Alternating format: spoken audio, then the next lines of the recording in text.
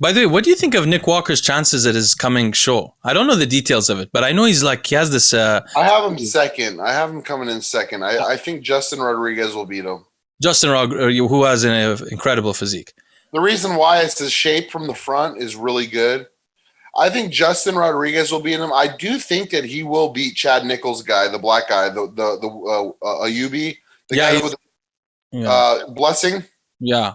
The thing is, though, Nick looks worse on stage than he does in pictures, right? Way worse. I don't know if Blessing's like that too. I don't know if Blessing's good, but I think he has too much muscle. I mean, I don't know. Nick's a freak, man. Like he just.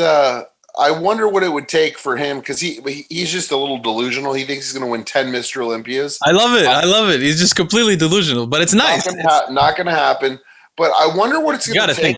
I wonder what's going to happen. No, but it's one thing to think that and actually go and say it. But he announces it like proudly on a podcast, like I'm going to win, with a straight face.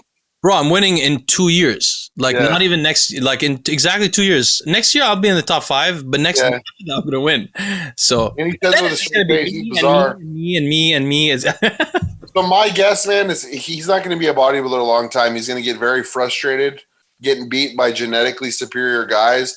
I want to know how long it'll take for him to leave Jansen because Jansen's really his only form of income. He has them he paid for him to come out to Florida. He's paying for his apartment. He got him out to Florida. He has him sponsored by Revive and Raw Nutrition. Like a really loyal guy. So Jansen's his backbone. But if Nick really wants to go to that next level, he's going to have to get another coach. And at that level, is he going to be like, oh, well, I can't because this is my money. Like I'm making money. Because remember, before he was living in his parents' basement. Yeah. I used to troll him about that. So he's going to really have to, when he doesn't place the way he wants to, he's going to have a very strong wake-up call to see, is it worth the money or do I want to improve as a bodybuilder? Do you think Jansen can't take him to, wasn't Jansen with the gentleman who passed away to the end? Dallas McCarver. Dallas, wasn't he with him to the end? Yeah, but Dallas was already a freak. Chad Nichols trained him. Chad developed. Do you think or he was just a freak all the way around? Hani did the best job with Dallas. Hani Rombod trained Dallas. Dallas left him for whatever reason. Went to Matt. Left Matt for Chad. Yeah, but you know who put on all the muscle on him was one of my coaches in the very beginning. One of the best guys in the industry. He'll never do a podcast. He'll never be seen because he's like really old. John O'Regan. Oh, that's the guy who makes everyone big. Yeah, that's the big deal. The food he wanted me to eat, I lasted 3 days on his program, but he's the one that brought Dallas up, and he's the one that turned Dallas pro. He turned him pro at the North Americans, I want to say in 2012. And then that's when he went up to Hani after that, and then he went to Jansen, then went to Chad, then back to Jansen. Jansen's good, like when he applies himself. Like I said, the average person, do not hire him. He won't even pay attention. His wife will do your programs, and he's a good coach. But for a guy like Walker that wants to be a top like Olympian, he's going to have to work with somebody like that knows bigger bodies better. Specifically, his best bet would be Hani, right? Hani would be the best for everyone. In fact, Derek Lunsford just got it with Hani. I don't know if you saw that. Wow, that's a good sign. He's with Evogen and Hani now. Well, that's a very good sign because he has all the talent to do it, really. But the talent, the knowledge, all the credentials. He's an actual biochemist. He's graduated in biochem. By the way, have you been watching Fuad's podcast lately? Kind of. Which one? So I watched the last one because I don't know what it's about, but I watched the last one. Apparently, the British guy, the light-skinned British guy who's competing and like going up the ranks and is going to compete in the top 10. Apparently, he disappeared for the last 2 weeks. So, you're talking about James Hollingshead. Yeah, James. So I don't know if you know this, but James made a post about us, me and you, on Instagram, on his Instagram. Oh, on his story. Yeah. He made a post like, who are these idiots? I don't know what, because we were mentioning his coach. What's his name? Patrick. So, which we weren't even. I mean, clearly taking it lighthearted, but the problem is James is actually a really nice guy, But I noticed like a couple of weeks before, I saw one episode where I noticed James couldn't control his face. Like his face was just moving all the time. He looked really angry, uncomfortable.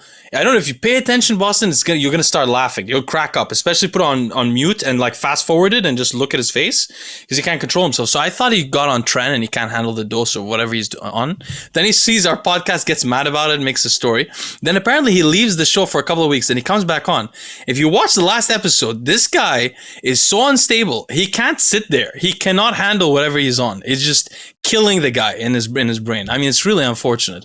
And he's another guy that doesn't have the genetics to go that far. I'm telling you, like, he's never going to be a top 5 Olympian, dude. He doesn't have the structure for it. He doesn't get the separation. But he also has no shoulders, right? Like unusual, like he was born shoulderless. Yeah, it's just weird, man. And then when that Patrick guy diets him, he gets flat and he doesn't separate. He's just not that, he's just the. But he's a really lovely guy. I was surprised that he made that post about us. I actually really liked him. He strikes me as like humble. He's just really loyal to that fucking idiot. Which is probably because he's a good guy in the first place, which makes sense. Yeah, absolutely. A lot of guys suck that Patrick guy's dick, like they're on his cock like crazy. I think he's got like some kind of secret society, or it's like or it's something going on. It's some kind of corporation. They all work there. Most of the guys he trains look like shit too. Like, go to his tag photos, dude. Like that motherfucker only shares like his top guys. Dude, they look like shit. You're gonna upset them again. They're gonna come after us. He trained this kid who has probably one of the best genetics I've seen in a while. That Florida Poison. Have you heard of him? No. I think he's from the Czech Republic or something, or somewhere. Dude, that kid's a freak. He brought him on stage fatter than fuck. It was so sad. Wait, so are you saying that Nick Walker is gonna basically pull a Ben Pakulski, and like? Is that what Ben did basically? He thought a lot of himself. He thought he was going to become Mr. O. He had great genetics. I'm not saying that Nick's going to have health issues like Ben. I don't know about that. Yeah, I think in 5 years, Leo, Nick won't be bodybuilding. No, because Ben has never admitted he has health issues. Yeah. So let's leave that aside. But yeah, exactly. So that he'll get frustrated and leave it basically. Frustrated that he's not going to make the top 10 at the Olympia. He's going to keep trying and he's going to get very frustrated. And I don't think we'll see him after 5 years.